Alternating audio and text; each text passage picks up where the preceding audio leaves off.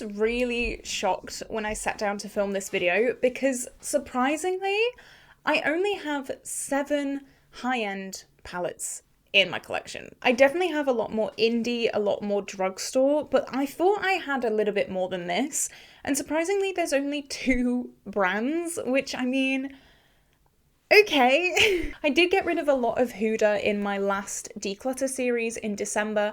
I did get rid of a few higher end palettes, but this is kind of like crazy to me. I definitely need to kind of try out more high-end formulas, but I mean, today's going to be an Anastasia and Natasha Denona ranking because this is it, which again is insane to me. So I have done an indie palette ranking and a drugstore palette ranking in the past week. So if you were looking for those videos, definitely go and check those out after this video, of course. This is probably going to be a lot shorter than those 2. But just before we do jump into the video, if you have not already, definitely like and subscribe. It would mean the absolute world to me. I upload every single day here on my YouTube channel. I love bright, fun, colourful makeup. Today I am playing with some Those Eyeshadow shades. I did hit pan in one shade doing this look, so I'm not going to say anything else, but definitely stay tuned for some Pan That Palette progress, for some project pans, get ready with me's, all of that fun stuff. But today we're going to be ranking this very small collection of eyeshadow palettes. So I'm just going to jump straight into it, I guess. The first palette at number 7 is the Anastasia Beverly Hills Soft Glam eyeshadow palette. Now this is one that is still in my collection, of course. None of these are so bad that they've been decluttered, but this is definitely not really my vibe. So before I get any further into this, I do want to just give the disclaimer, even though this is at number 7, it is not bad, otherwise it would not be in my collection. As I said before, I have just done a massive declutter series, so everything that I just don't like has been decluttered in that video. So everything in here I do enjoy, even if it is at number 7. I have discovered in the past few years, I'm definitely more of a cool tone girl. This is not cool tone. This is very, very warm tone. I did pan my Modern Renaissance to completion, and that kind of gave me a bit of PTSD when it came to super warm tones. This is by no means as warm toned as Modern Renaissance, but it's still a little bit like, whew, you know, still gives me a little bit of a heart palpitation when I look at it. I'm sure that this like warm tone burnout won't last too long. I do think it's just because I put myself through Modern Renaissance. Like, why? Why did I do that? I don't really know. I just grit my teeth and carried on, even though I was not having a good time. But right now, I am absolutely loving cool tones. I'm almost rebelling against warm tones, and this is just not something that I want to pick up and use. The shimmers are very lackluster, I found, as well. Like, I'm a big lover of indie duochromes, sparkle to the moon. This is very subtle, very everyday. I mean, it's soft glam for a reason, like I understand. But still, this is something that I'm not really reaching for or getting a lot of joy from. This shade is the only cool tone shade in the whole palette, and I'm just good for now. I'm sure I will reach for this in the future every now and then. It will give me a really nice break from my That's Taupe palette because they are very, very, very cool tone shades. So I think if I do just want to warm something up, this would be a great contender. But it's just something I'm not reaching for. I don't hate it, but it's definitely my least favourite high-end palette. Moving on to number 6. Now, I originally thought this was going to be bottom of the list, and I'm sure some of you thought the same thing. This is my Natasha Denona Glam palette, so not soft glam, just glam. The reason why this is above soft glam is because unlike soft glam, it does have those cool tone shades. I've definitely had things to say about Natasha Denona before. They're definitely not my preferred formula. I know a lot of people live, breathe and die for ND. I don't. This is my makeup style, not really very subtle shades. I'm all for a neutral palette. As I said, I'm panning That's Taupe right now. I love That's Taupe. It has pigment. This I just feel like doesn't have that much. It's very, very subtle. If you're into those very, very subtle eye looks, you'd love this. I'm just not into it. Now, this is obviously warm toned, so this has to go below because this at least has the shades that I like. These three shades up here, these mattes, definitely very, very up my street. This again reminds me of Warm Taupe from Anastasia Beverly Hills, which is one of my favorite shades ever.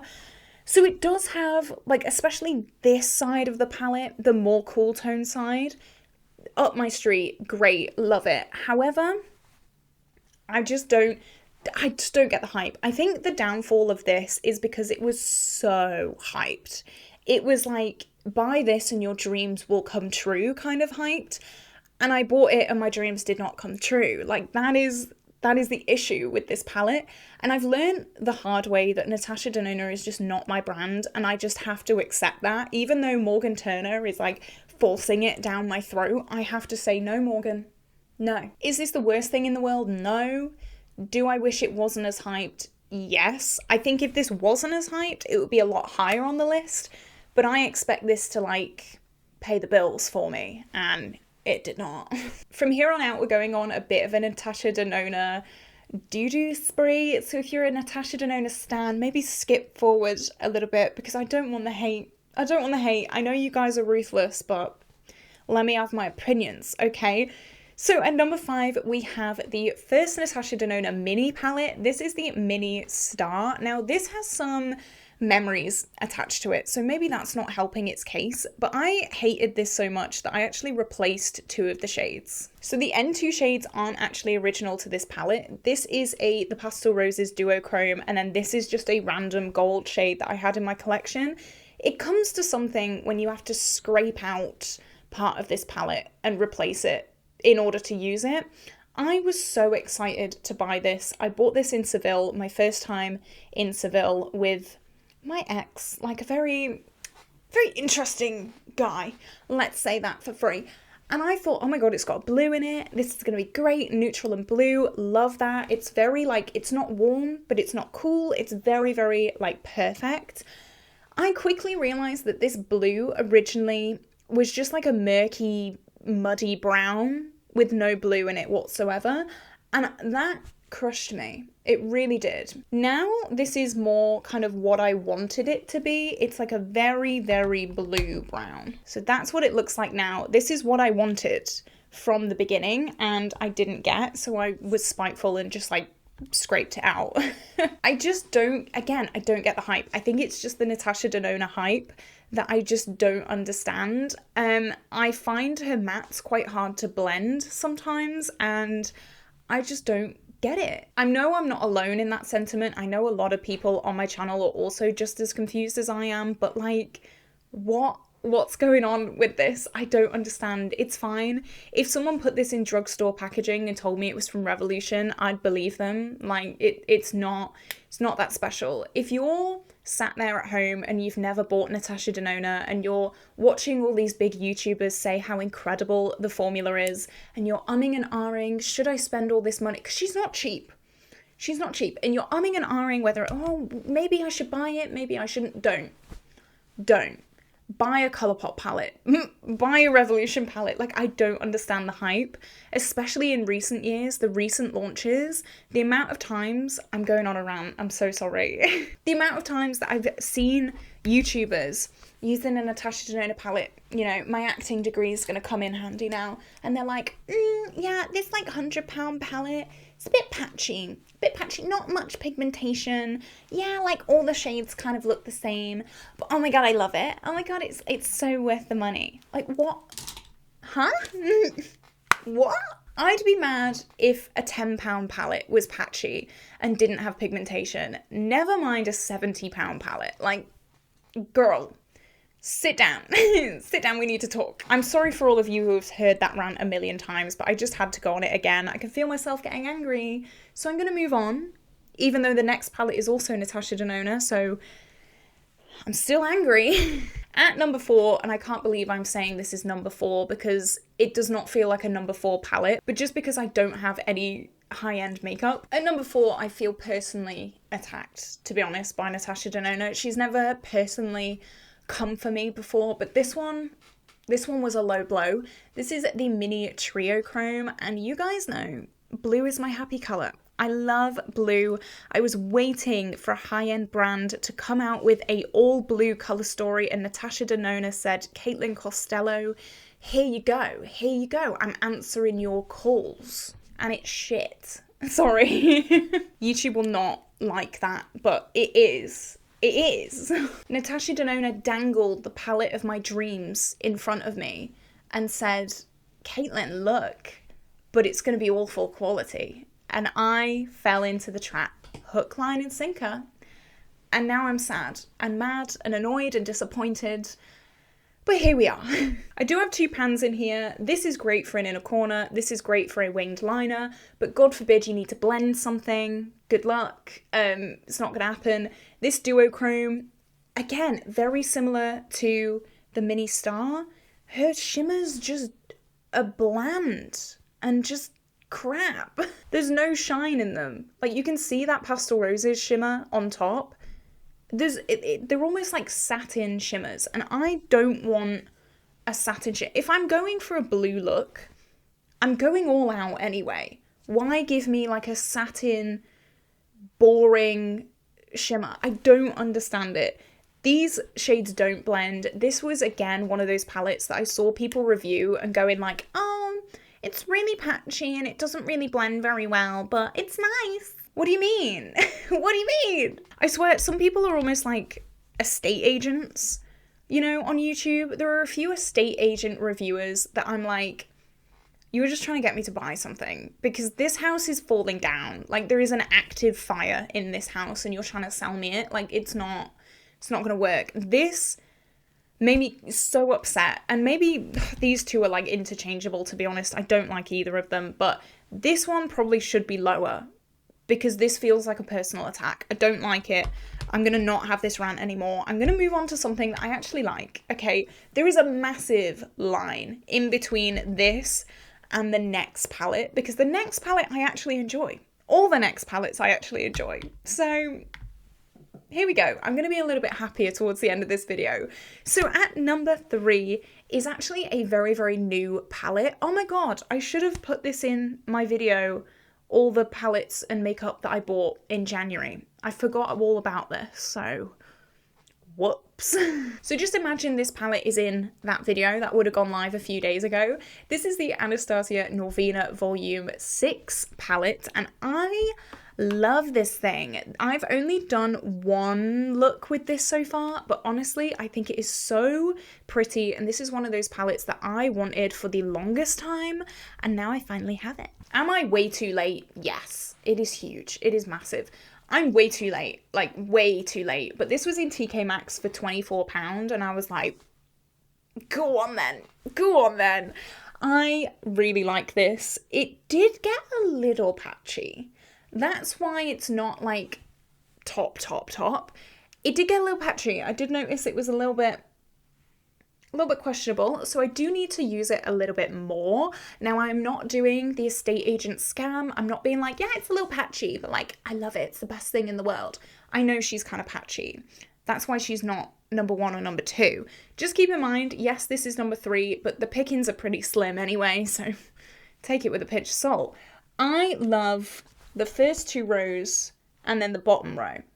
These 2 rows, not really my jam. I'm not really a pink girl. But again, I love it when I'm going to put this lid down because it's really hurting my finger. I love it when high-end brands finally do some colour.